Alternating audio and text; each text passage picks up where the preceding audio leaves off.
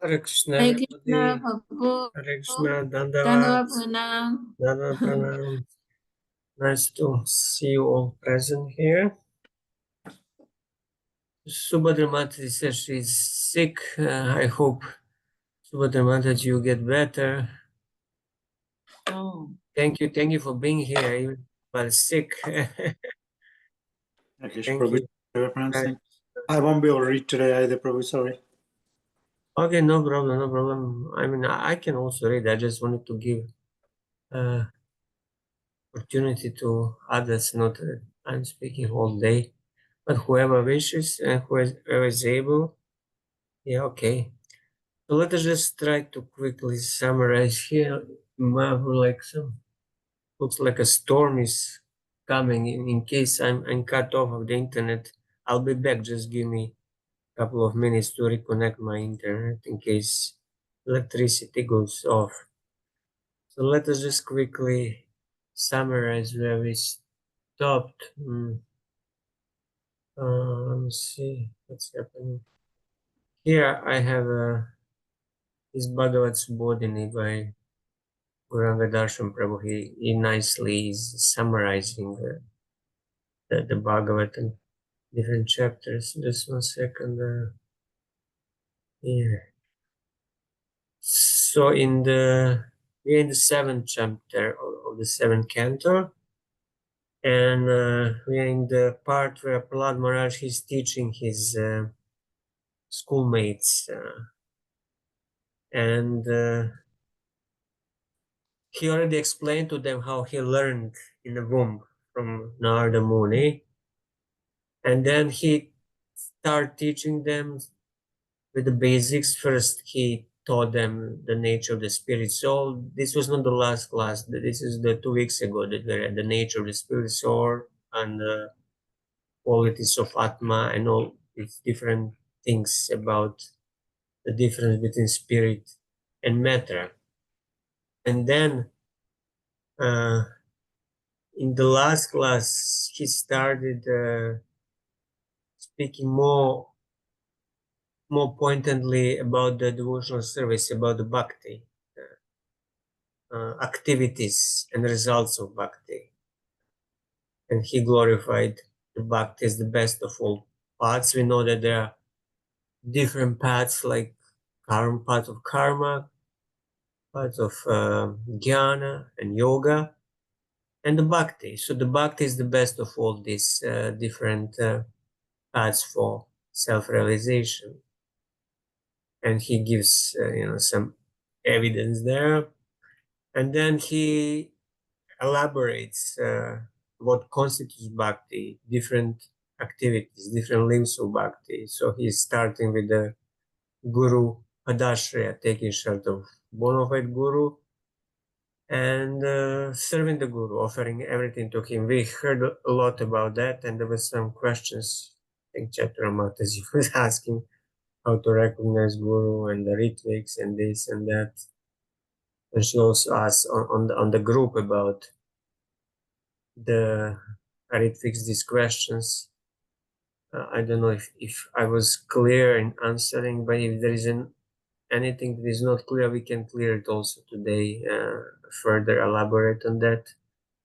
So anyway, so the Prahlad Maharaj was talking about different activities of bhakti, and as you can see here, sadhu sangha, associating with the sadhus, with saintly persons, Ishvara Aradhanena, the worshipping of the Lord, hearing the glories of the Lord with faith, and Kirtana, glorifying the Lord's divine qualities, meditating on the Lord, dhyana, worshiping the Lord's deity, Harisarveshu Bhutishu, noticing the presence of the Lord as Paramatma in everybody's heart, Iti Bhutani Manasa, respecting all living entities according to their positions and manifestation.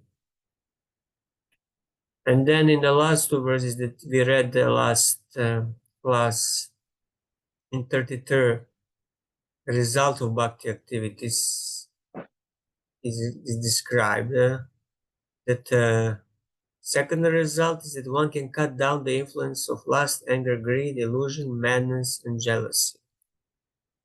And the primary result is that one attains the platform of rati or bhava, which is a preliminary stage of love of God. And now the next verse will describe the symptom of rati. So from 34 to 38, we'll hear about advanced stages of bhakti and symptoms of bhava or rati. So I'll go back to Bhagavan. So 34, if you remember, we stopped at 35. 34 is describing the one who is liberated, who achieved the platform of bhava. And it says here, his hair stands on end, tears fall from his eyes, his voice falters. Sometimes he dances, sometimes he sings loudly, sometimes he cries, and thus he experiencing the ecstasy. And now we are at the shloka 35. We'll just offer quickly respect to Shri Vyasadeva. Om Namo Bhagavate Vasudevaya. Om Namo Bhagavate Vasudevaya. Om Namo Bhagavate Vasudevaya. Om Jnanati Mirandasya Niranjana Shalaka Chaksho Unmalitam Yena Tasmai Shri Guru. So let's see who is healthy and able to read. We can start. Maybe Shantarupa Mataji, would you like to read? If you're there, if not. Yes, I can read. Yada graha krasta eva kvachit dasati akrandate dhyati vandate janam muhushvasan bhakti hare jagatpate narayaneti atmamatir gatatrapa. Translation. When a devotee becomes like a person haunted by a ghost, he laughs and very loudly chants about the qualities of the Lord. Sometimes he sits to perform meditation and he offers respects to every living entity, considering him a devotee of the Lord. Constantly breathing very heavily, he becomes careless of social etiquette and loudly chants like a madman, Hare Krishna, O my Lord, O Master of the universe. Purport. When one chants the holy name of the Lord in ecstasy, not caring for outward social conventions, it is to be understood that he is Atmamati. In other words, his consciousness is turned toward the Supreme Personality of Godhead. Vishwanath Chakravarti Thakur says, he speaks by saying, O Lord, Master of the universe, Narayana. He contemplates by the mind, Atmamati. So haunted like a ghost, Prabhupada is translating this graha grasta. Graha is like a planet. You know, there are these grahas like Sun, Moon, Jupiter, Saturn, Venus, Mercury.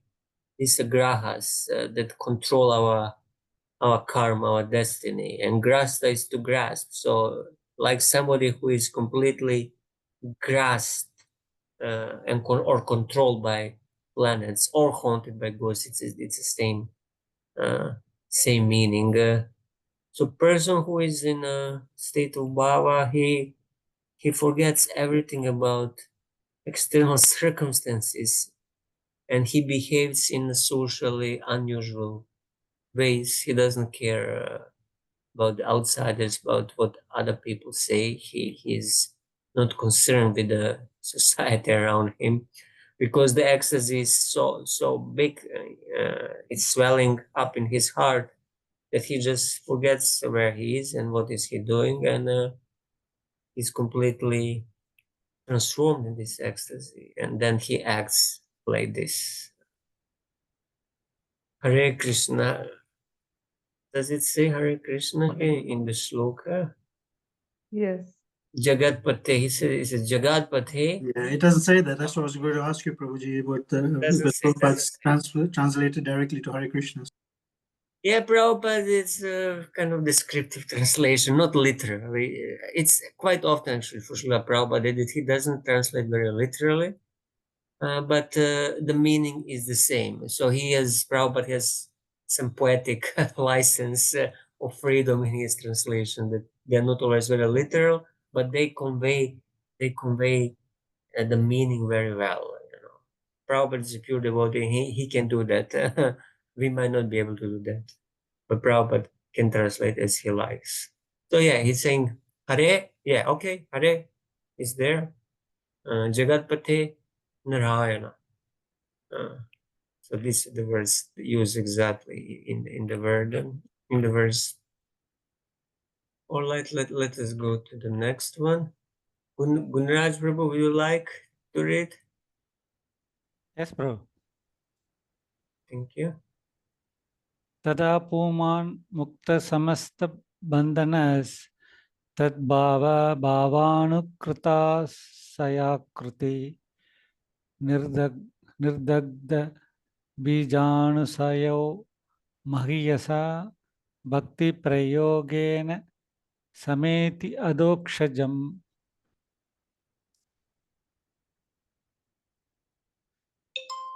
Translation. The devotee is then freed from all material contamination because he constantly thinks of the Lord's pastimes and because his mind and body have been converted to spiritual qualities. Because of his intense devotional service, his ignorance, material consciousness, and all kinds of material desires are completely burned to ashes. This is the stage at which one can achieve the shelter of the Lord's lotus feet. Purport. When a devotee is completely purified, he becomes Anyabhilasita Sunya.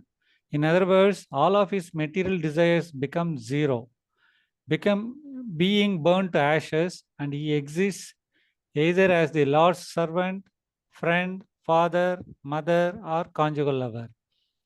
Because one thinks constantly in this way, one's present material body and mind are fully spiritualized, and the needs of one's material body completely vanish from one's existence. An iron rod put into a fire becomes warmer and warmer, and when it is red hot, it is no longer an iron rod but fire.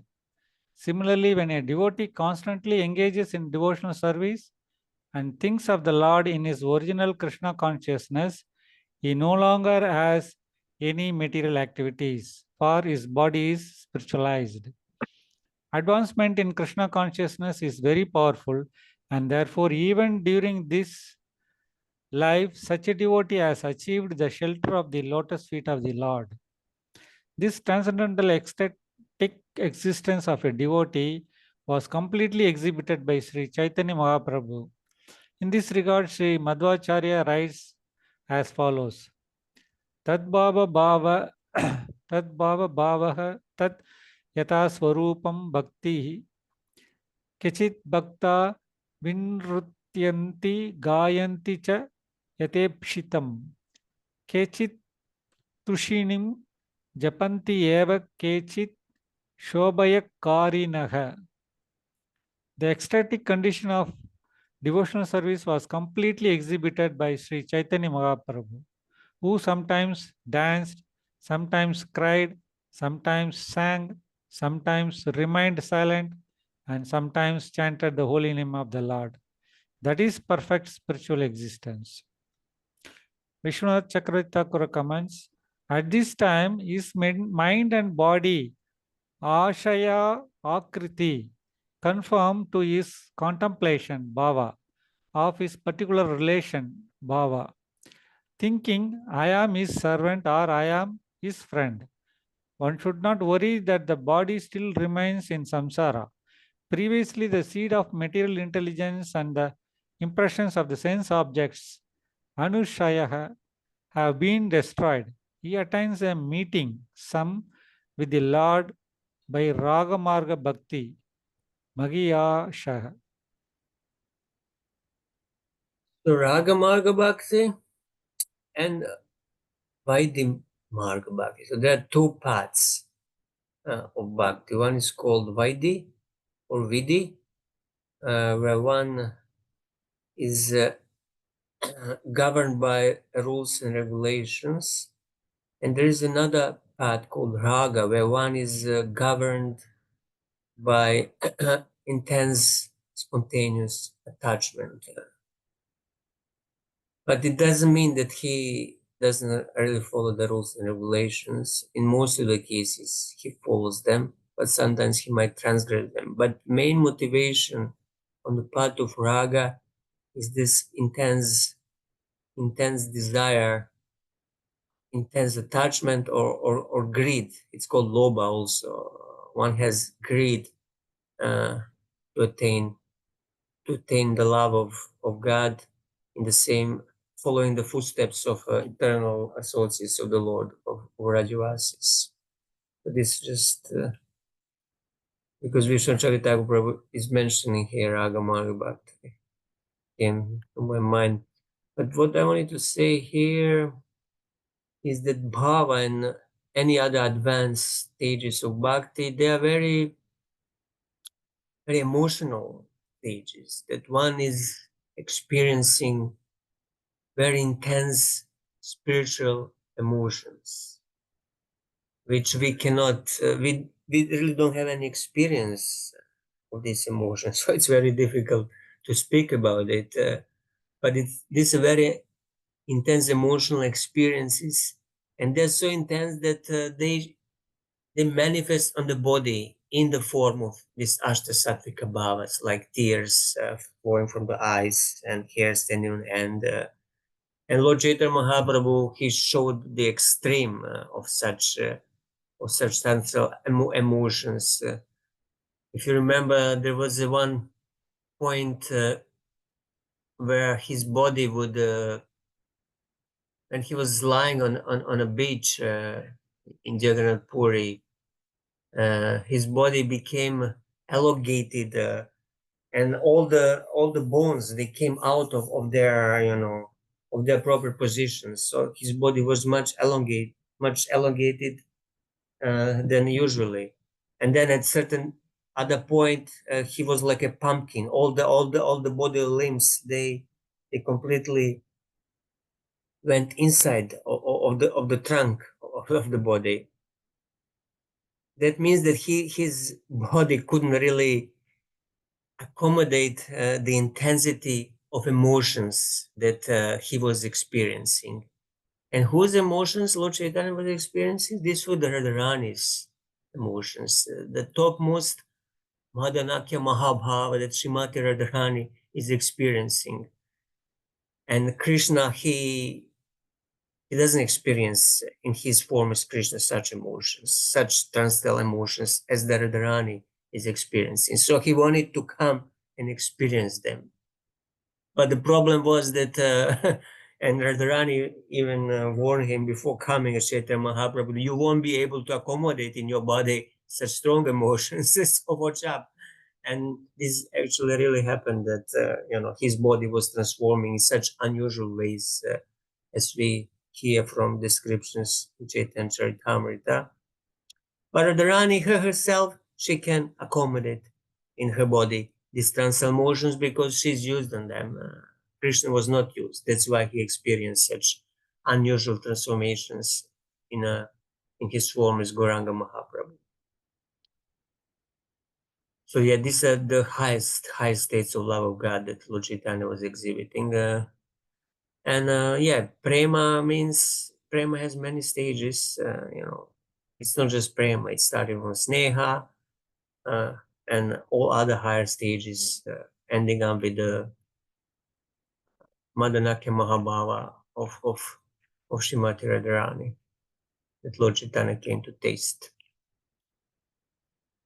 All right, we'll continue with the next one.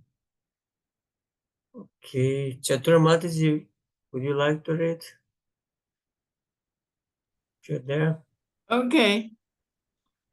please. Uh,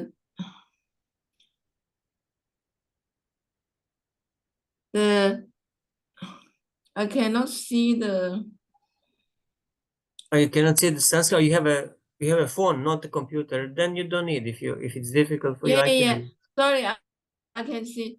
Doshaja lumpam iha supa manaha sarina sanshiti chakra satanam brahmanivana shukan vida buddhas tato vaja tan vidaye Iswaran.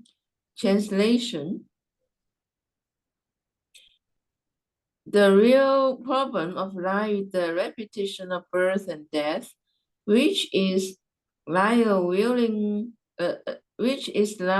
wheel rolling repeatedly up and down. This wheel, however, completely stops when one is in touch with the Supreme Personality of Godhead. In other words, by the transcendental bliss realized from constant engage in devotional service, one is completely liberated from material existence.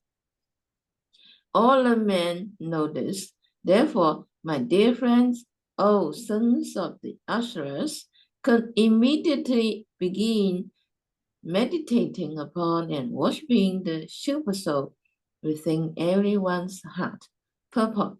Generally, it is understood that by merging into the existence of Brahman, the impersonal feature of the Absolute Truth, one becomes completely happy. The word Brahmanivana refers to connecting with the Absolute Truth, who is realized in three features: Brahmati, Paramatmati, Bhagavan iti sadyate. One feels Brahmasukha, spiritual happiness, by merging into the impersonal Brahman, because the Brahmajyoti is the effulgence of the Supreme Personality of Godhead. Yasha Prabhavato Jaga Anandakoti Yasha Prabha, the impersonal Brahman, consists of the reins of Krishna's transcendental body. Therefore, whatever transcendental bliss one feels from merging in Brahman is due to contact with Krishna. Contact with Krishna is perfect Brahman Sukha. When the mind is in touch with the impersonal Brahman, one becomes satisfied. But one must advance further to render service to the Supreme Personality of Godhead, for one's remaining merged in the Brahman effulgence is not always assured. As it is said, Aruhya Krishna Padan Tataha Patati Ato Najita Yusma Rigrihaya. One may merge in the Brahman feature of the Absolute Truth, but there is a chance that one may fall because of not being acquainted with a dosaja or Vasudeva. Of course, such Brahma Sukha undoubtedly animates material happiness, but when one advances through impersonal Brahman and localized Brahmatma to approach the Supreme Personality of Godhead in relationship with Him as a servant, friend, parent, or conjugal lover, one's happiness becomes all-pervading. Then one automatically feels transcendental bliss. Just as one becomes happy seeing the shining of the moon, one acquires natural happiness upon seeing the moon. But when one can see the Supreme Personality of Godhead, one's transcendental happiness increases hundreds and thousands of times. As soon as one is very intimately connected with the Supreme Personality of Godhead, one surely becomes free from all material contamination. Yani ritis, tanu, rita. This sensation of all material happiness is called niriti or nirvana. Srila Rupa Goswami says in Bhakti Rasamrita Sindhu 1.1.38, Brahmanando Vedasa Che Parata Gunikutta Nati Bhakti Sukham Bodhi Paran Manu Talan Mapi. If Brahmananda, the bliss of merging in the Brahman effusions, were multiplied 100 trillion times, it will still not equal even an atomic fragment of the ocean of transcendental bliss left in devotional service. Brahmaputta prasanama nasachati na ka sati sama sarveshu puteshu mabhaktin nabhate paran. One who is transcendentally situated at once realizes the Supreme Brahman and becomes fully joyful. He never laments or desires to have anything. He is equally disposed toward all living entities. In that state, he attains pure devotional service unto the Lord. Bhagavad Gita 18.54.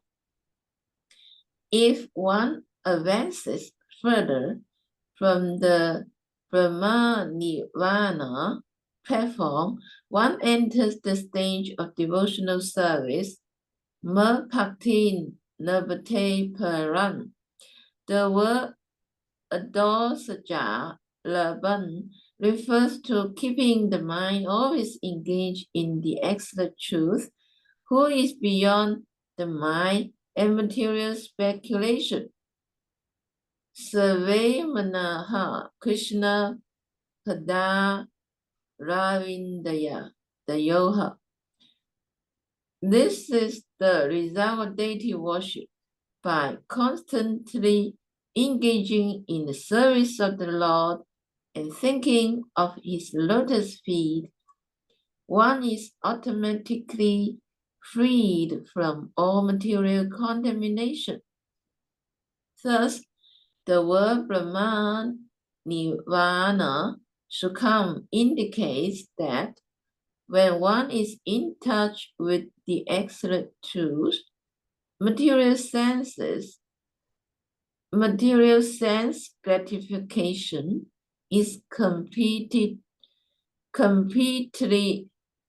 nullified. Vishwanatha Chakravarti Thakur, is not the happiness of Brahman well known as the highest goal? That is true. However, it is included in the happiness of meeting the Lord. The wise know that direct attainment of the law or even slight contact of the mind are lampan. With the law destroys Satanam, the will of Sansara. That is also the happiness of Brahman Nirvana, since the Supreme Lord possesses that Brahman. There is ultimately greater happiness arising from one's possessive feelings caused by the Lord's having tasya and other powers than in experiencing the happiness of Brahman Nirvana, since one tastes the sweetness of the lost feed in the form of the highest bliss. There is natural happiness on seeing the moon which gives bliss and good fortune by all people's eyes.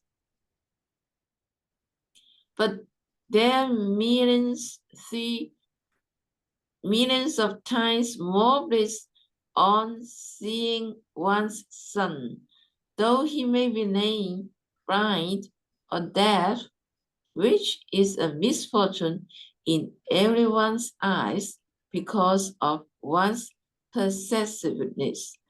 There is the greatest among the bliss arising from the Lord's Swarupa as Bhagavat. The Paran Brahman possessing powers like Daksha, if one has possessiveness for that form, one experiences the greatest good fortune of falling into thousands of ways in the ocean of bliss.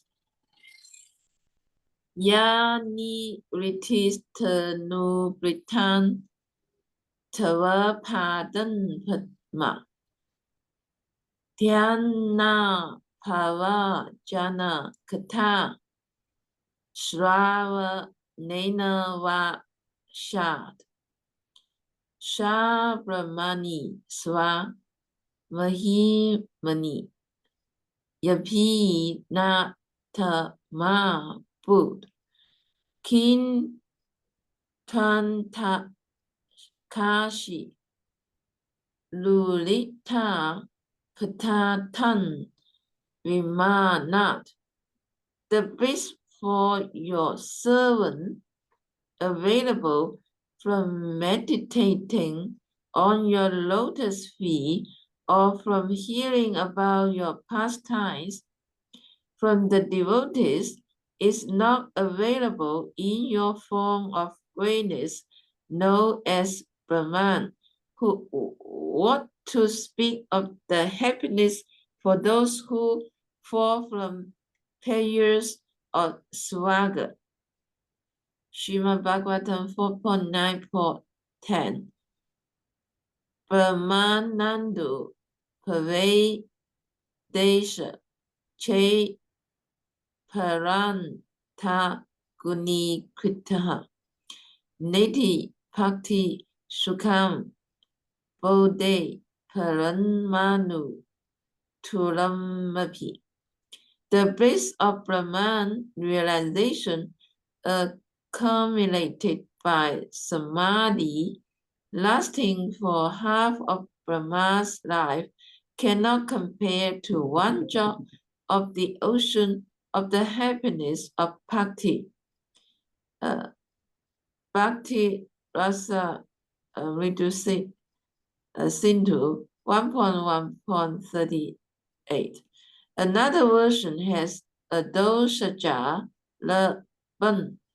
The meaning is then the wise know that the happiness of Brahman, which has the form of the Lord with taksha, sakya, and other rasas as its object of love, destroys the will of samsara.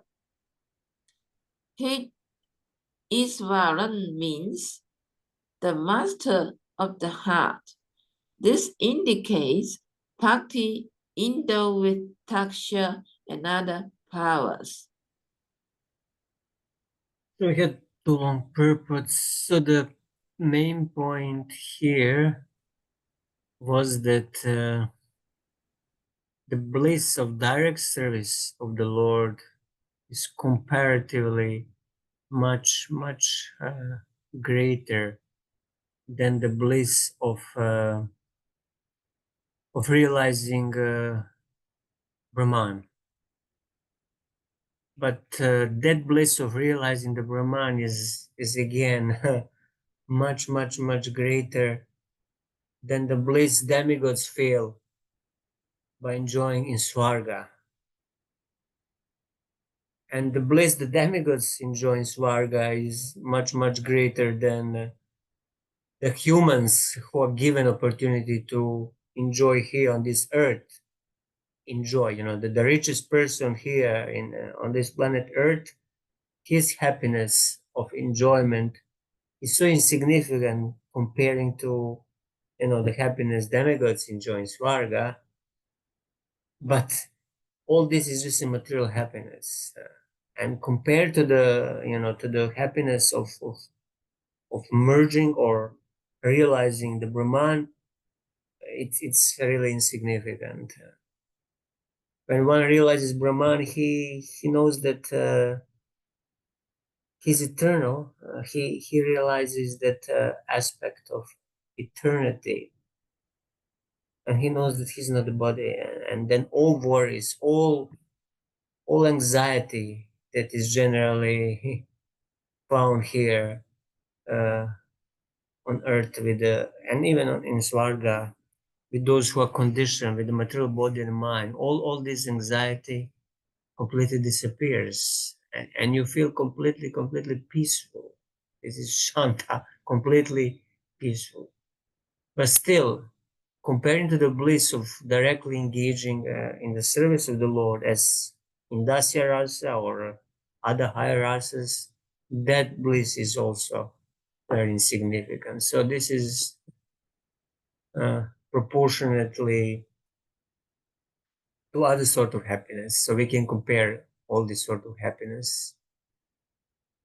And unless we, you know, experience the higher forms of happiness, how can we speak of them? We can just try to imagine them, but we really have no experience of Brahman or even of or high forms of happiness. Maybe sometimes in a very blissful kirtan, we experience a glimpse of happiness, devotional service, but that is happiness that one who is in full Krishna consciousness, he's always experiencing that happiness. He's always merging in that happiness. And there was something about deity worship here out here. See, this is the result of deity worship. So when one is very firmly fixed in deity worship, all day he basically remembers the Lord. One my friend told me he was a pujari at the temple, and in one period all other pujaris left, and he was left to serve the Panchatattva. It was a temple, ISKCON temple in Hawaii. There are Panchatattva deities here, and there were no other pujaris or anybody to help with the puja except him. So he had from the early morning to, you know, to dress them, to offer the Manga Arati, to cook the breakfast, to offer the breakfast, and the Raj Bhoga, and all the offerings during the day, and all the aratis he had to do for a couple of months. In between, he had very little time to do anything else, just, you know, to take little prasad, and and during the night he could sleep. And then he said, because he was so engaged all the day, and the mind had really no opportunity to think about anything else. Even during the night, he would dream the deities, you know, because it was so intense, you know, engagement was so intense, 12 or more hours a day, that he would constantly remember the deities, and it was experience out of this world. Of course, later when the other pujaris came and he didn't have to do so much, that experience somehow, it was not the same anymore. So more we are absorbed in the service, the mind becomes more and more focused on Krishna, and this is the way how one actually is experiencing spiritual happiness, by full absorption of the mind uh, in the name, form, qualities, and pastimes of the Lord. But we start with the name. Just doing the deity worship is not enough. One has to chant the name, and actually, this is the primary mean of remembering the Lord and becoming absorbed in the Lord by chanting and hearing His holy name. And then also hearing from the Bhagavatam about the Lord and His pastimes. And then that's further deepened to the deity worship. But just doing mechanically deity worship is not enough. That's why it's recommending that deity worship always must be accompanied by kirtan of the Lord holy names. So even if there are no devotees in the temple to sing during the arati, then Pujari himself, he should sing, not just wave the chamara. All right, okay, I'll read further. 38. Koti prayasu sura bhavaka harir, upasane sve hridi chidravat sattaha, swastyatmana sakyurashish dehinam, samanyata kim vishayo papadanai. Translation: O my friends, sons of the Asuras, the Supreme Personality of Godhead, in His Super Soul feature, always exists within the cores of the hearts of all living entities. Indeed, He is the well-wisher and friend of all living entities, and there is no difficulty in worshipping the Lord. Why then should people not engage in His devotional service? Why are they so addicted to unnecessarily producing artificial paraphernalia and sense gratification? So Prahlad Maharaj, he has vision of Mahabhagavat.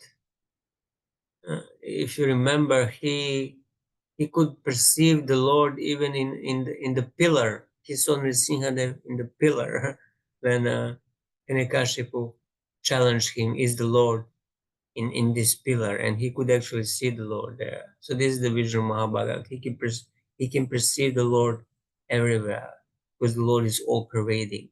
So Paramatma exists within the hearts of all living entities, but also within all the atoms. So basically, everywhere he turns, he sees the Lord. So this is Prahlad Maharaj's vision. And then he's asking a question. He cannot understand why people do not engage in devotional service if the Lord is everywhere. But others, they don't see. They just see the matter. That's why they do not engage. So purport. Because the personality of Godhead is supreme, no one is equal to Him and no one is greater than Him. Nonetheless, if one is a devotee of the Supreme Personality of Godhead, the Lord is easily obtainable. The Lord is compared to the sky because the sky is vast, yet within the reach of all. Not only of human beings, but even of the animals. The Supreme Lord in His Paramatma feature exists as the best well-wisher and friend, as confirmed in the Vedas. Sayujo Sakhayo, the Lord in His Super Soul feature always stays in the heart, along with the living entity. The Lord is so friendly to the living entity that He remains within the heart so that one can always contact Him without difficulty. One can do this simply by devotional service, Shravanam Kirtanam, Vishnu Smaranam, Padasevanam. As soon as one hears the Supreme Personality of Godhead, Krishna Kirtana, one immediately comes in touch with the Lord.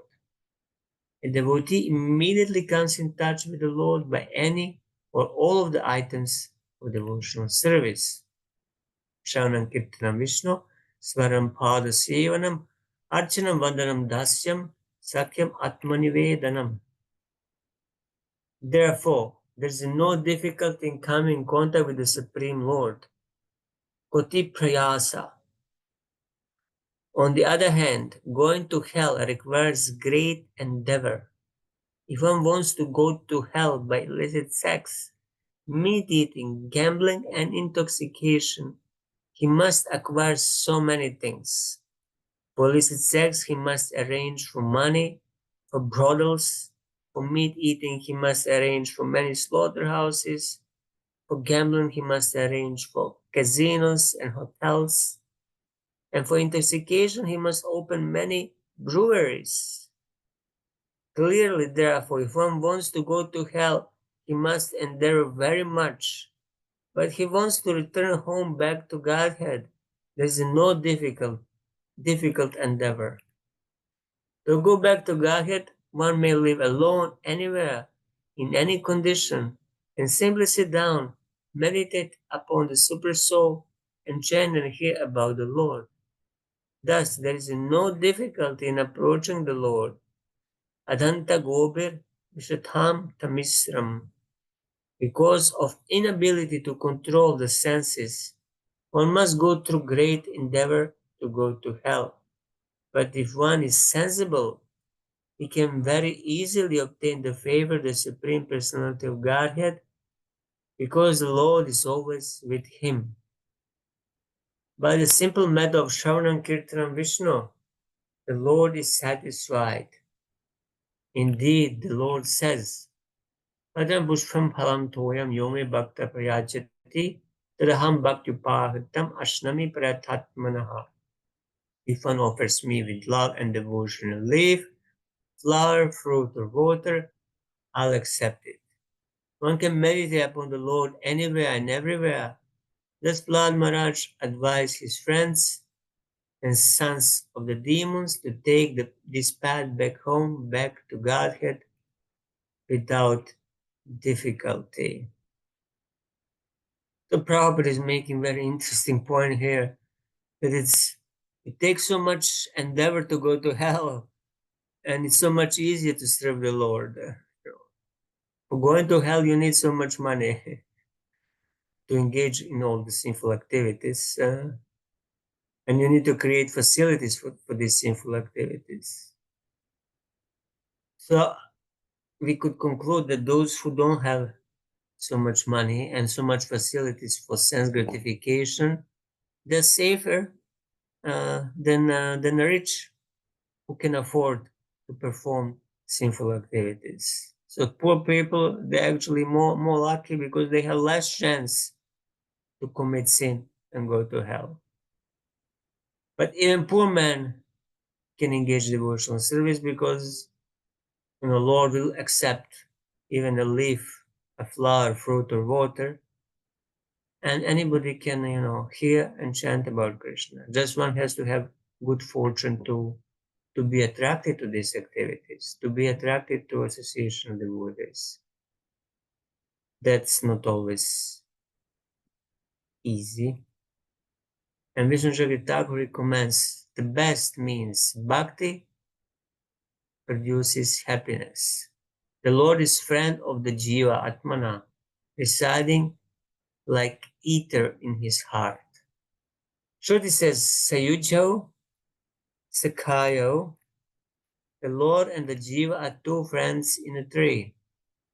This is an analogy from Mundaka Upanishad.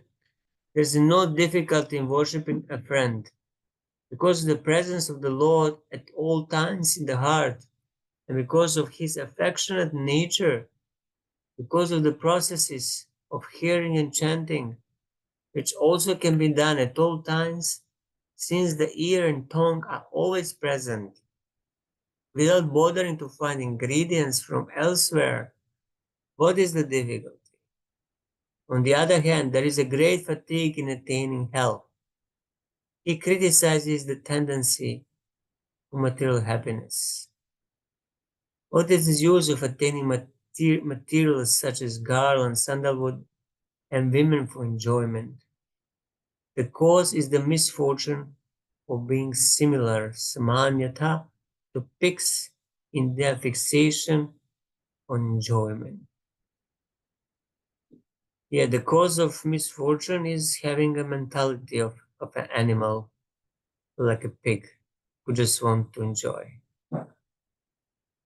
So why to make hard endeavor to acquire all the money and facilities for sense gratification? It's foolish because it will lead one to hell, to hellish life. But still, everybody wants to have more and more money. Even we as devotees think, yeah, I need more money because I will engage it in devotional service. I will build a temple, I'll do this, I'll do that.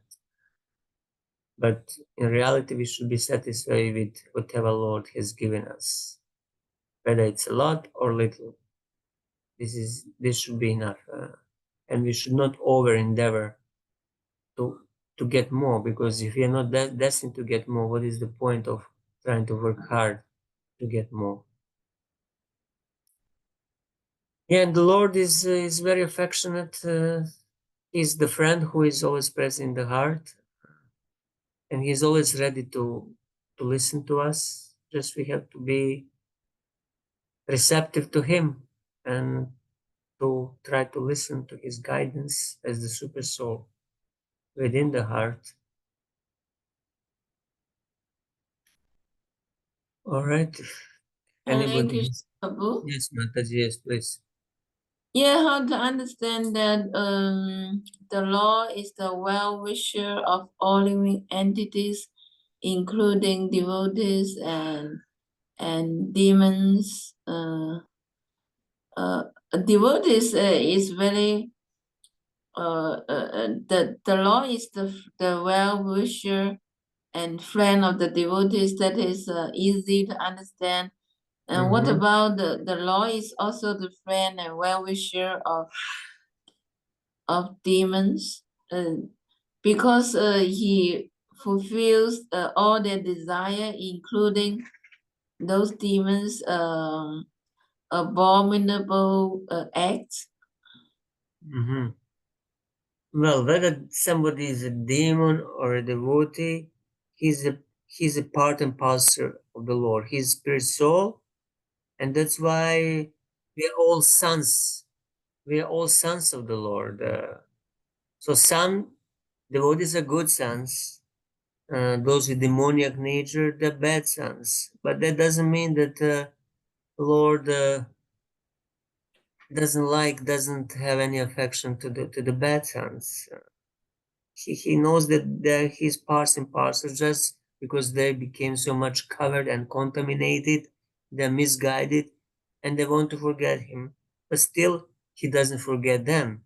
He's still waiting for them to turn back to him, because every jiva is by its inherent nature is a devotee. So even demon uh, inside, he has potential to be a devotee. Just somehow he acquired this demoniac nature. So Lord just doesn't look at this temporary present circumstances. Maybe in the past, we who are now devotees trying to approach the Lord and serve the Lord, maybe in the past at one point we also had some of the demoniac nature and demoniac qualities, and acted like atheists some many lifetimes ago, perhaps.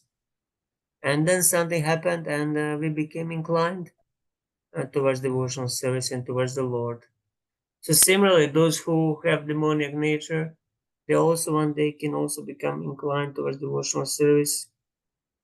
I remember one example of devotee who was distributing books and on the street, and some man who was always causing a lot of trouble, you know, and trying to steal the books, to throw them, to cause trouble, to stop the book distribution. So he was acting as a demon.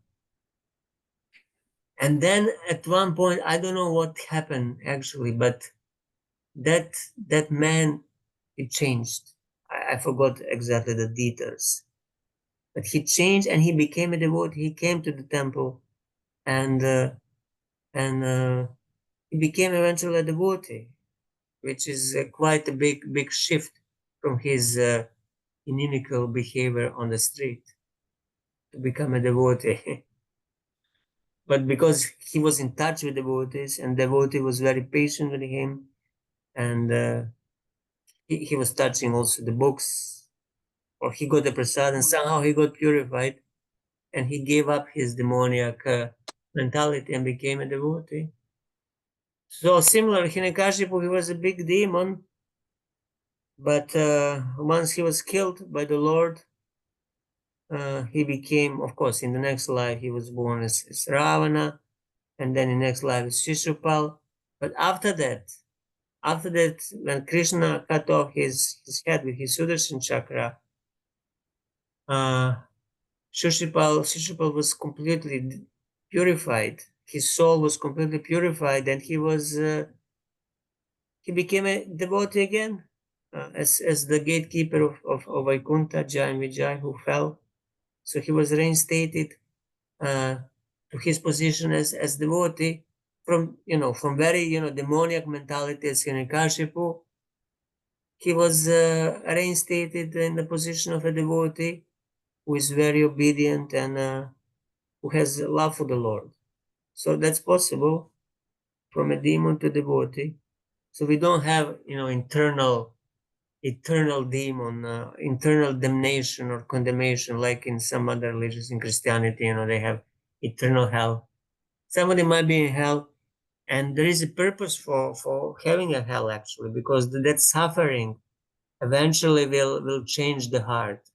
After a lot of suffering, those who have demoniac nature, after suffering hell, and then after suffering going through all the animal species, somehow the soul becomes more receptive and more inclined to turn towards God. So even that suffering has purpose.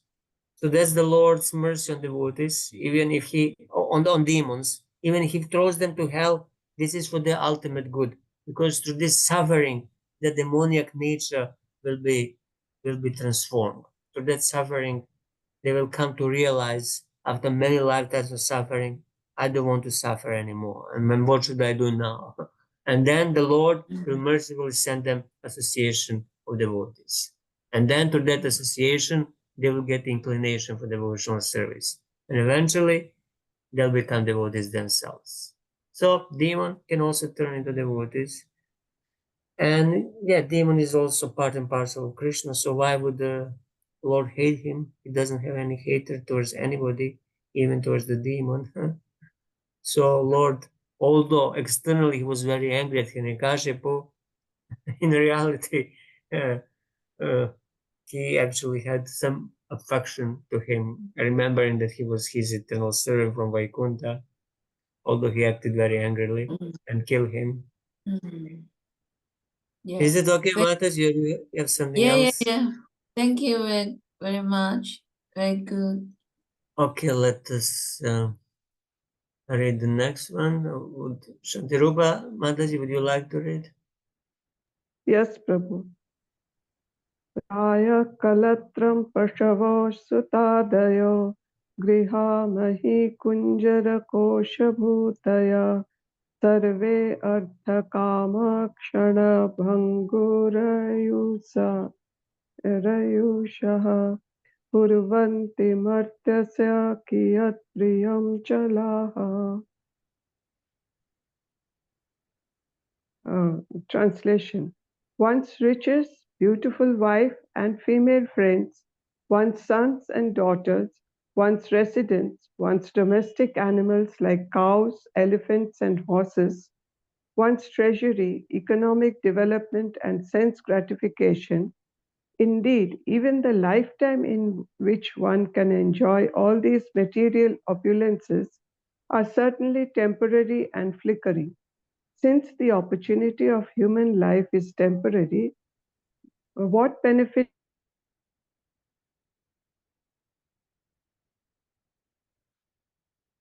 Marcus, I think you're muted. No. What happened? Somehow your voice disappeared. Maybe I'll continue. It's Oh, not. okay. You're back. You're back now. Okay, okay. I'm sorry. I don't know what happened. Maybe what benefit? Somewhere you stop there. Okay, okay. Uh, um, what benefit can these material opulences give to a sensible man who has understood himself to be eternal? Purport. Is it audible? Yeah, it's audible. Okay. This verse describes how the advocates of economic development are frustrated by the laws of nature. As the previous verse asks, Kim Vishayo Papadanai? What is the actual benefit of so called economic development? The history of the world has factually proved that attempts to increase economic development for bodily comfort through the advancement of material civilization have done nothing to remedy the inevitability of birth, death, old age, and disease. Everyone has knowledge of huge empires throughout the history of the world: the Roman Empire, the Mughal Empire, the British Empire, and so on. But all the societies engaged in such economic development, Sarve Artha Kama, have been frustrated by the laws of nature through periodic wars, pestilence, famine, and so on. Thus, all their attempts have been flickering and temporary. In this verse, therefore, it is said, Kurvanti Martyasa Kiyat Priyam Chala. One may be very proud of possessing a vast empire, but such empires are impermanent. After 100 or 200 years, everything is finished. All such positions of economic development, although created with great endeavor and hardship, are vanquished very soon. Therefore, they have been described as chala.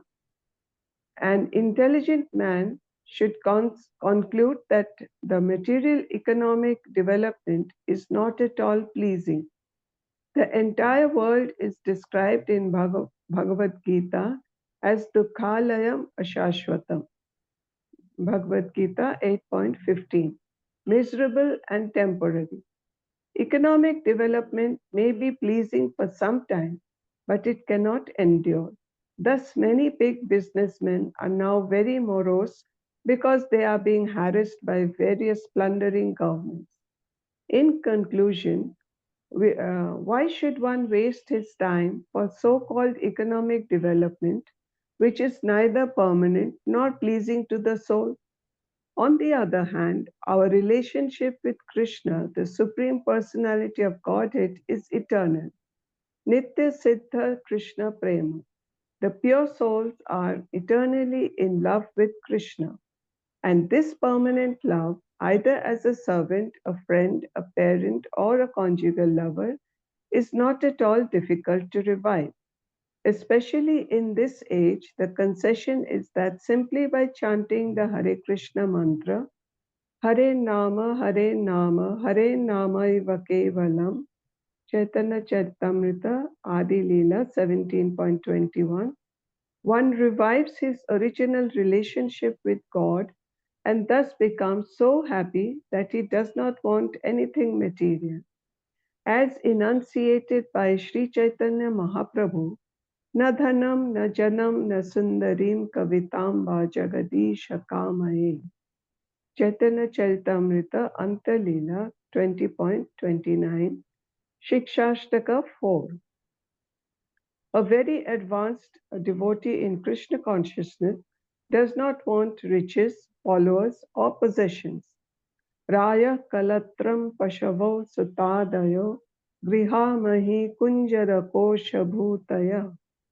This satisfaction of possessing material opulences, although perhaps of a different standard, is available even in the lives of dogs and hogs who cannot revive their eternal relationship with Krishna.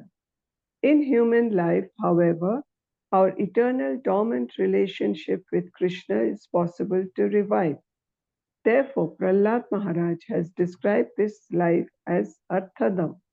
Consequently, instead of wasting our time for economic development, which cannot give us any happiness, if we simply try to revive our eternal relationship with Krishna, we will probably utilize our lives.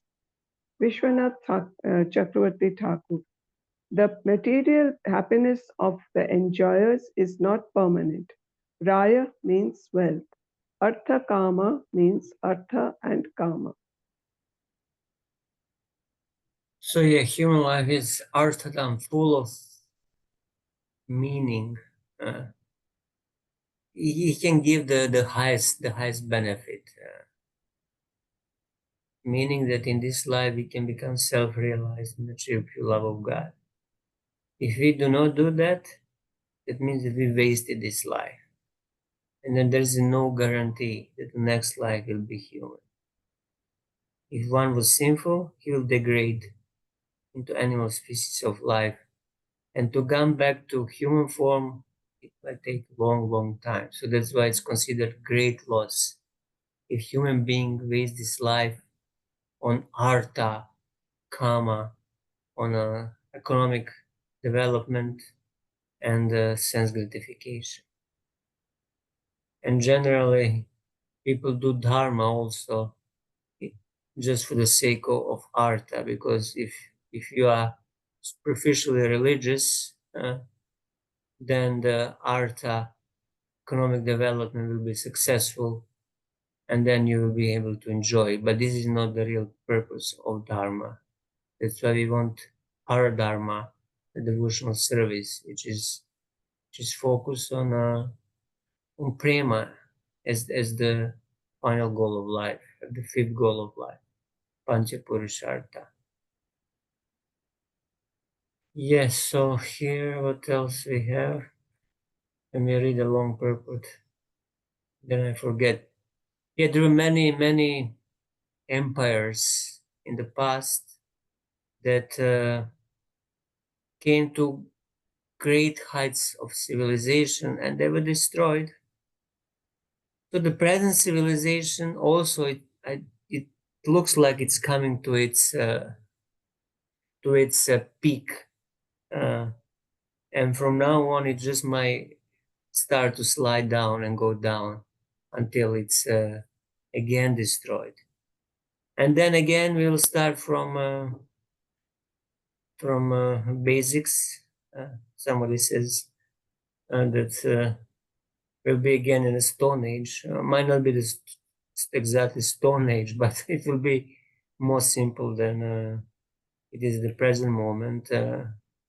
Especially in the last couple of decades, and the things are progressing so much for the better and for the worse. If you just remember how many years ago that we didn't even have mobile phones. Was it 10 years ago?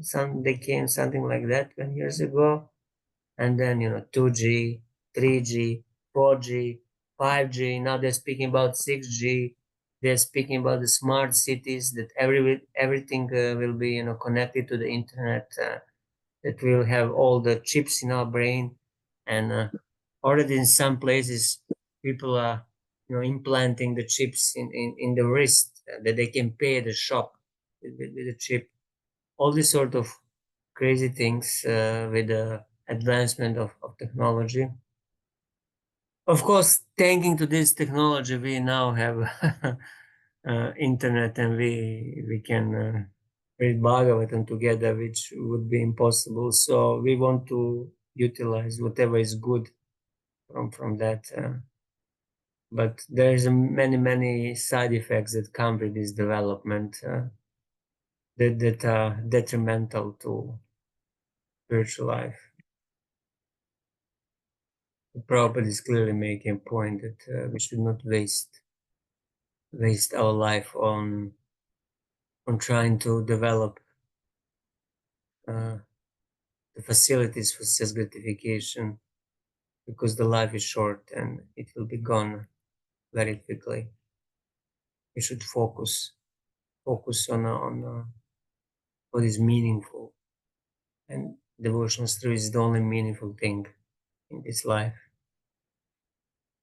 All right, we can continue. Gunaraj Prabhu, would you like to read, please? Yes, Prabhu. Evami loka krutubi kruta ami shayishnava sati shayana nirmala tasmat adrushta sruta dushanam param bhakti yoktayesham bhajatatma labdaye. Translation. It is learned from Vedic literature that by performing great sacrifices, one may elevate himself to the heavenly planets. However, although life on the heavenly planets is hundreds and thousands of times more comfortable than life on earth, the heavenly planets are not pure, nirmalam, or free from the taint of material existence. The heavenly planets are so temporary and therefore they are not the goal of life. The Supreme Personality of Godhead, however, has never been seen or heard to possess inebriety. Consequently, for your own benefit and self realization, you must worship the Lord with great devotion, as described in the revealed scriptures. Purport. As stated in Bhagavad Gita, Shine Punye Mrityalokam Vishanti, Bhagavad Gita 9.21. Even if one is promoted to the higher planetary systems by performing great sacrifices, which are accompanied by the sinful act of sacrificing animals, the standard of happiness in Svargaloka is also not free of disturbances. There is a similar struggle for existence even for the king of heaven, Indra. Thus, there is no practical benefit in promoting oneself to the heavenly planets. Indeed, from the heavenly planets, one must return to this earth after one has exhausted the results of his pious activities. In the Vedas, it is said, Tad eteha karma jito lokashiyate evam evamutra punya jito lokakshiyata.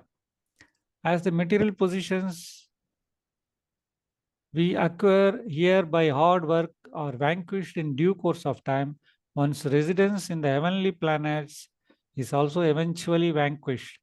According to one's activities of piety in different degrees, one obtains different standards of life. But none of them are permanent and therefore they are all impure. Consequently, one should not endeavor to be promoted to the higher planetary systems, only to return to this earth or descend still lower to the hellish planets. To stop this cycle of going up and coming down, one must take to Krishna consciousness. Sri Chaitanya Mahaprabhu therefore said, Brahmanda Brahmite Kone Bhagyavan Jiva Guru Krishna Prasade Paya Bhakti Lata Bija. Chaitanya Charitamrita Madhya 19.151. The living entity is rotating in the cycle of birth and death, going sometimes to the higher planets and sometimes to the lower planets, but that is not the solution to the problems of life. But if by the grace of Krishna one is fortunate enough to meet a guru, a representative of Krishna, one gets the clue to returning home back to Godhead, having achieved self-realization. This is what is actually desirable.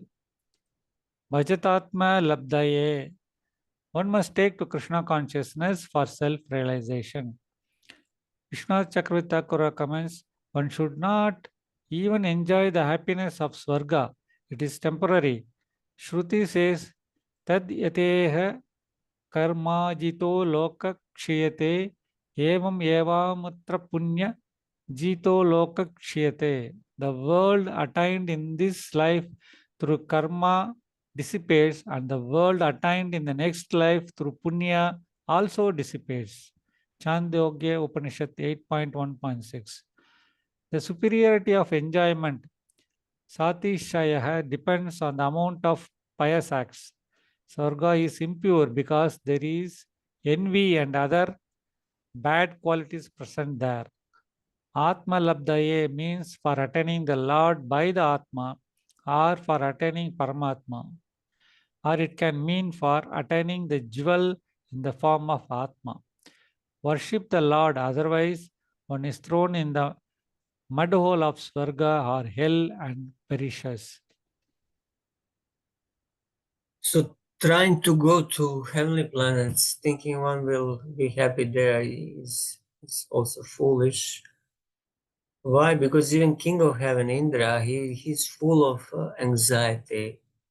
He's always in anxiety that somebody will take over his throne. And as soon as he notices a sadhu doing heavy austerities, he has to send Apsara to make the sadhu fall. And he's also always in anxiety that the demons, asuras, danavas, daityas, they will attack and chase him away from his kingdom, which happens occasionally. So if the king of the demigods in such anxiety, or to speak about the lower demigods, they also have no peace there. And although the duration of life there is, much longer, but this is also quite subjective. Although 6 months on earth is 1 day in a Swarga, still for them it's just 1 day. It doesn't mean that he perceives that 1 day as 6 months. No, he perceives it as 1 day. So they live also their 100 years, and after that it's finished. They have to go back.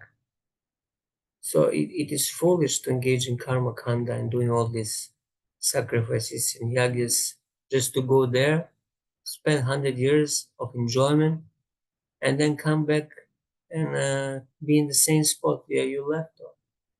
It's a waste of time. I think once they asked Prabhupada where most of his disciples will go, and Prabhupada said something like they'll go to Swarga because they have material desires and they want to enjoy. They came in touch with the Krishna consciousness, and through that they created quite some piety. And since they don't have pure desires, they will end up in Swarga. And this is possible. This is quite possible, unless one is very sincere and he doesn't want to go to Swarga. But if we still nurture in our heart desires for enjoyment, but at the same time we are devotee, we worship Krishna, but we want to enjoy, okay, then Krishna will give us opportunity to enjoy, and he will give us the best. He will give us, the Swarga, and then there you can have it and enjoy as much as possible, because enjoyment there is much, much superior to enjoyment here. So why would Krishna give you inferior sort of enjoyment here? If you really want it, okay, go to heavenly planets and enjoy there. But of course, if he is really merciful, he will not give any enjoyment, even here or there. If he sees that you are really sincere and you want him, he will actually take away all facilities for sense gratification. So that's why those who don't have these facilities, either in this life or in the next, but engage in devotional service, they should be considered more fortunate. Because it's quite some temptation to have the facilities for sense gratification. Just imagine if you are all day surrounded by beautiful heavenly ladies like Apsaras, and you're sitting there and trying to chant japa. It's almost impossible.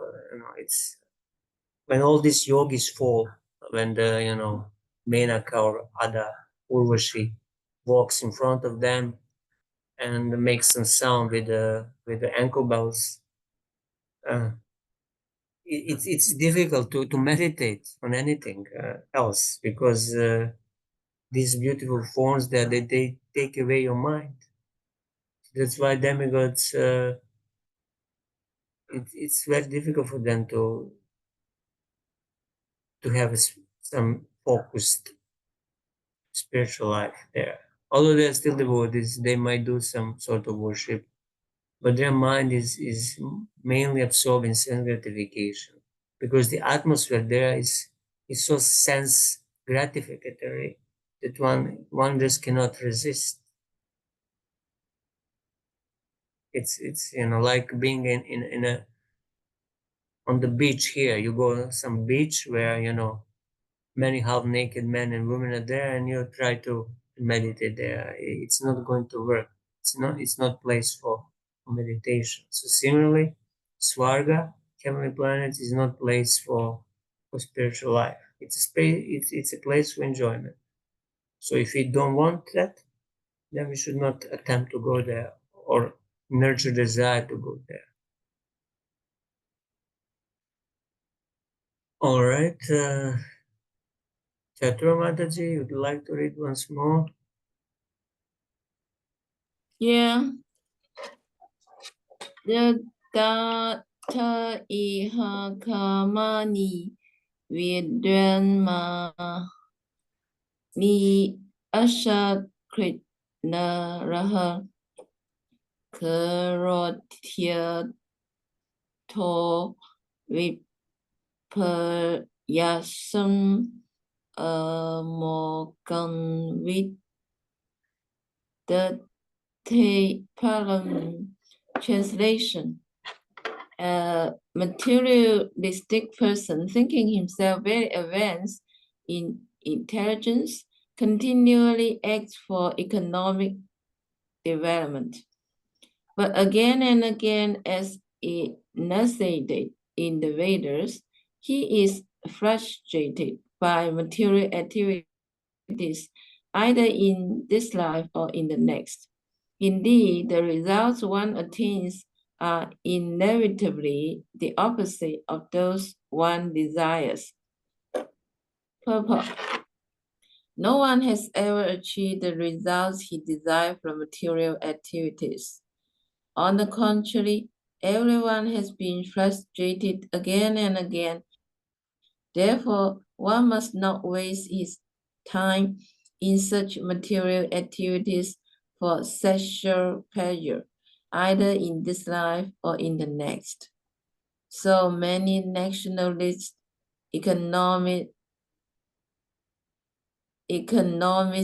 and other ambitious persons have tried for happiness individually or collectively, but history proves that they have all been frustrated.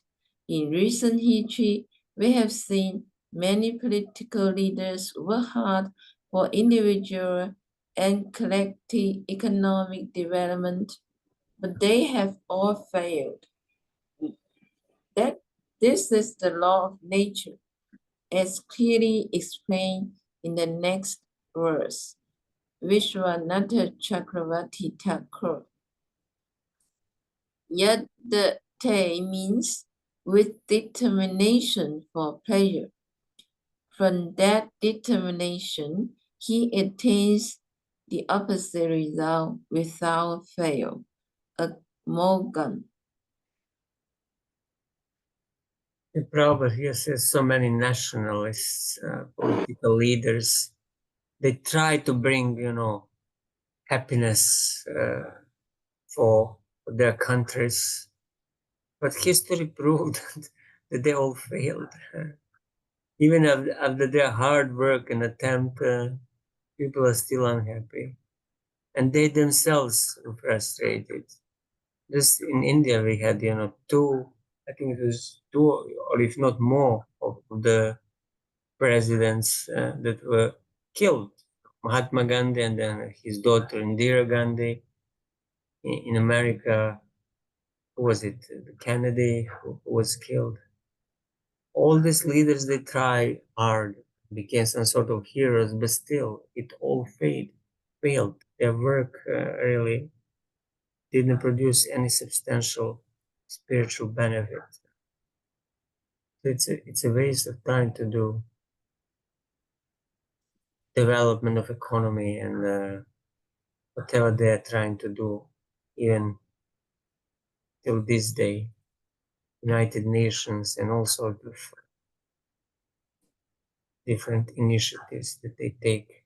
And what is the result? You just look at the situation in the world now. The wars are everywhere. You're just getting more and more crazy. You're just getting more and more crazy. This is the result of economic development. In the Middle East, the bombs and are falling every hour. People in some countries like in Libya or Palestine, they don't know whether they're going to be alive tomorrow morning or not. But this is the result of economic development. And then these people speak very high words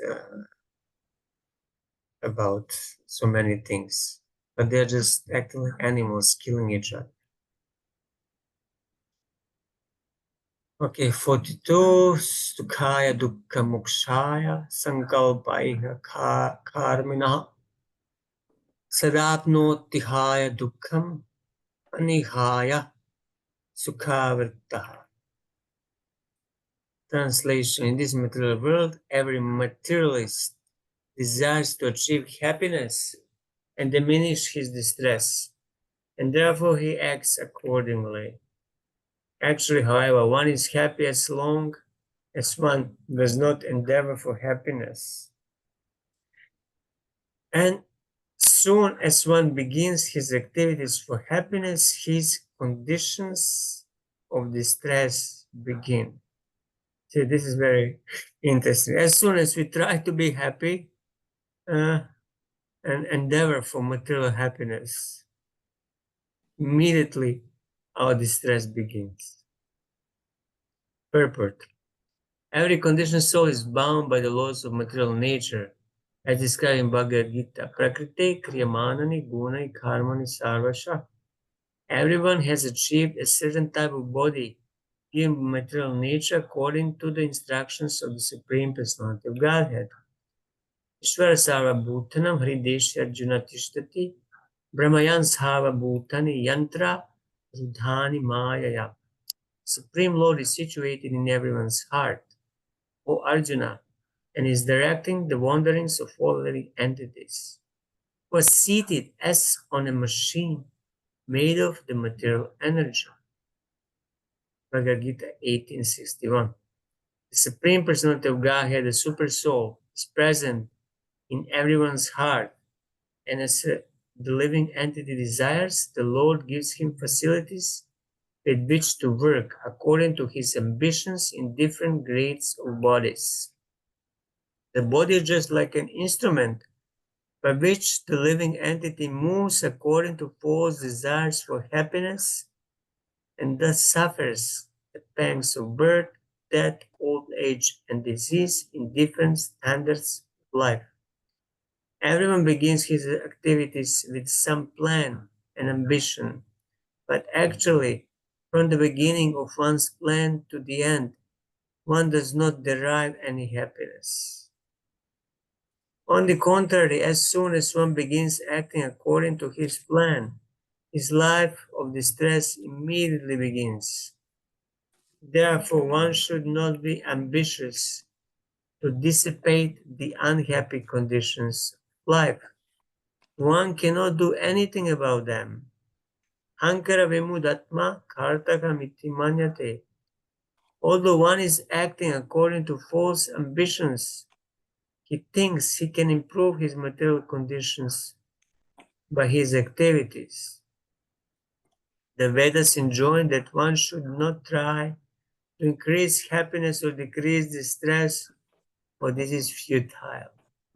Tasyaiva hetu prayateta kovida. One should work for self-realization, not for economic development, which is impossible to improve. Without endeavor, one can get the amount of happiness and distress for which he is destined, and one cannot change this. Therefore, it is better to use one's time for advancement in the spiritual life of Krishna consciousness. One should not waste his valuable life as a human being. It is better to utilize this life for developing Krishna consciousness without ambitions for so-called happiness. And Vishwanath Ani Haya means because of being free of desires. Sukhavrita means their happiness will become perfect.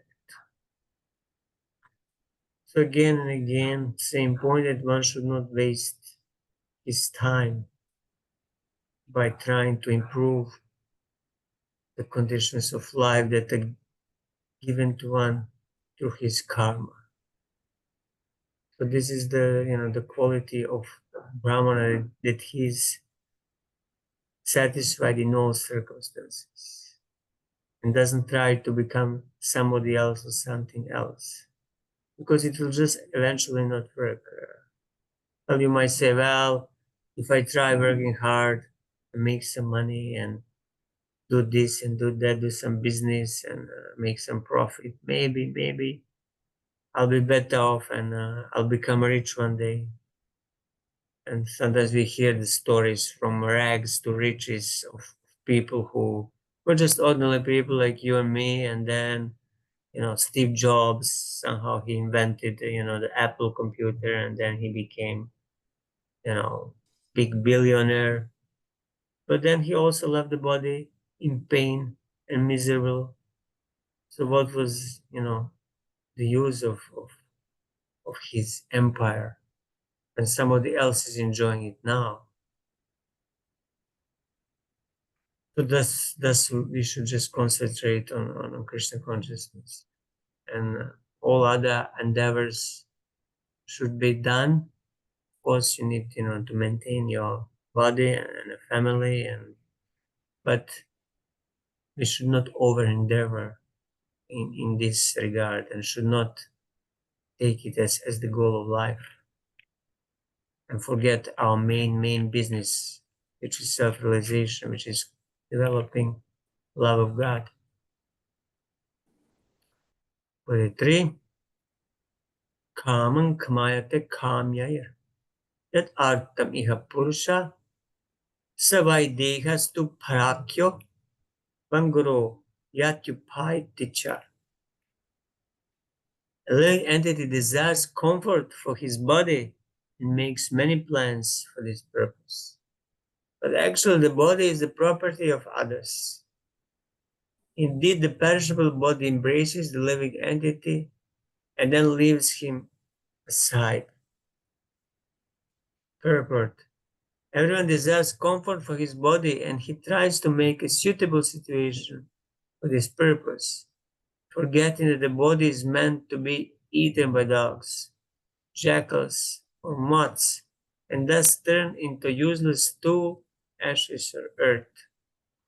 The living entity wastes his time in a futile attempt to gain material possessions for the comfort of one's body after another. And Vishwanath Kamye means by actions for attaining those objects. Apaiti means is destroyed, and upaiti means again is made to appear for getting more suffering. Yes, so we should not work hard just to get more suffering. But we all want comfortable situation in life.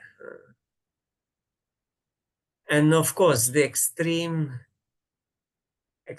discomfort is also not very favorable for devotional service. For example, when you are sick and your body just and mind do not function, you cannot really concentrate. It's difficult to chant, it's difficult to do anything.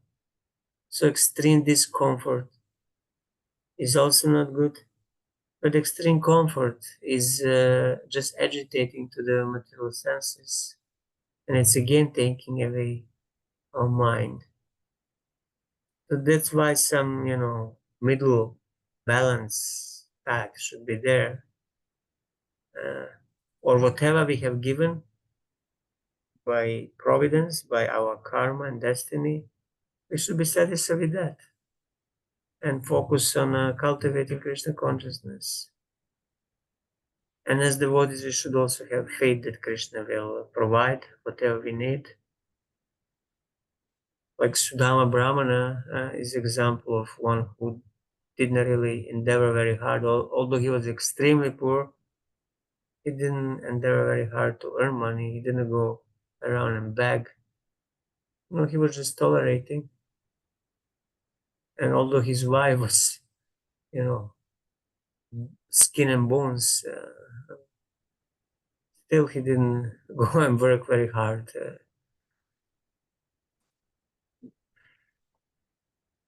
Okay, maybe just one or two more verses. Kim u uvyava hitapatya Dhragara Danadaya Rajyakosha Gajamatya Prithyapta Mamataspada. Translation: since the body itself is ultimately meant to become stool or earth, what is the meaning of the paraphernalia related to the body, such as wives, residences, wealth, children, relatives, servants, friends, kingdoms, treasuries, animals, and ministers? They are also temporary. What more can be said about this? So this is all paraphernalia of the body, but because the body is temporary, all this paraphernalia is also temporary and it will be gone. Once we leave the body, everything connected to the body is finished. Our bank account is not our bank account anymore. Whoever is the nominee there, he will get it once we leave the body. Our house is not going to be our house anymore. And similarly, everything else will be lost at the time of death. So why should we work very hard and invest in these things when we are going to lose them in one stroke as soon as the death comes? 45. Kim etai atmanas tuchai sahadhina nashvarai anarthayar artha sankashayar nityananda rasodhade. All this paraphernalia is very near and dear as long as the body exists. But as soon as the body is destroyed, all things related to the body are also finished. Therefore, actually, one has nothing to do with them. But because of ignorance, one accepts them as valuable. Compared to the ocean of eternal happiness, they are most insignificant. What is the use of such insignificant relationships for the eternal living being? So yeah, how many husbands and wives and mothers and fathers and sons and daughters we had in previous lifetimes? So where they are all now? We don't even remember who were they. So then why we give so much importance to the present bodily relations and think that's all in all? Although we had thousands mothers and fathers in previous lifetimes and other relatives. Purport: Krishna consciousness, devotional service to Krishna is the ocean of eternal bliss. In comparison to this eternal bliss, the so-called happiness of society, friendship, and love is simply useless and insignificant. One should therefore not be attached to temporary things. One should take to Krishna consciousness and become eternally happy. Vishwanath Atmana means of the self. Nityananda Rasodhadi means for the devotee who experiences the ocean of eternal bliss from worshipping the Lord.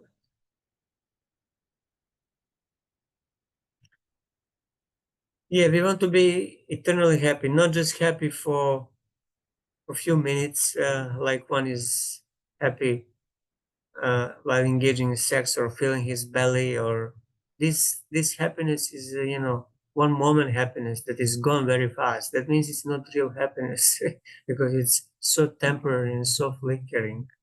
We want eternal happiness. We want happiness that will never cease, that will never stop. And we want to be, immersed in that happiness 24/7, not just once in a while to feel a little glimpse. This is only possible once we are on the spiritual platform, once we are fully Krishna conscious. We will always be blissful and always happy. So we want that day to come. What is the time? Okay, I'll read one more. Nirupyatham iha svartha kiyan deha britto sura nishekhadish vastasu krishyamanasya karma behe. My dear friends, O sons of the Asuras, the living entity receives different types of bodies according to his previous fruitive activities. Thus, he is seen to suffer with references to his particular body in all conditions of life, begin with his infusion into the womb. Please tell me, therefore, after full consideration, what is the living entity's actual interest in fruitive activities which result in hardship and misery?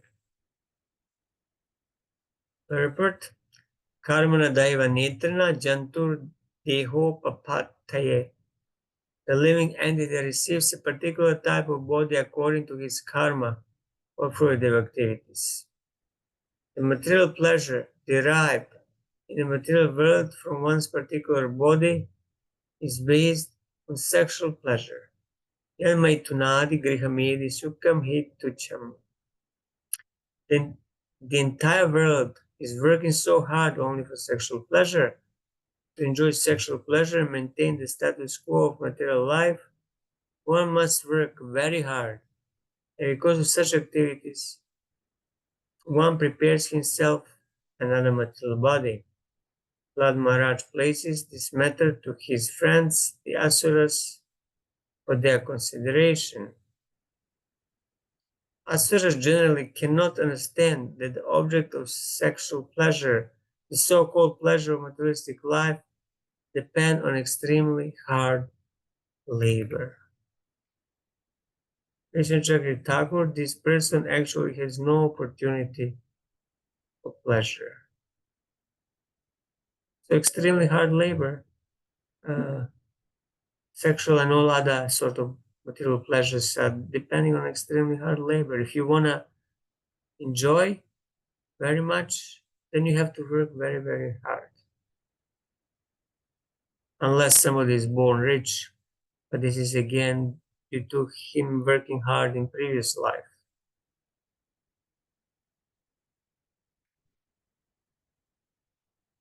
Is there anything else here? Yeah, he's asking rhetoric questions. Please tell me, what is Jiva's real interest in these karma, activities of karma, or full of hardship and misery?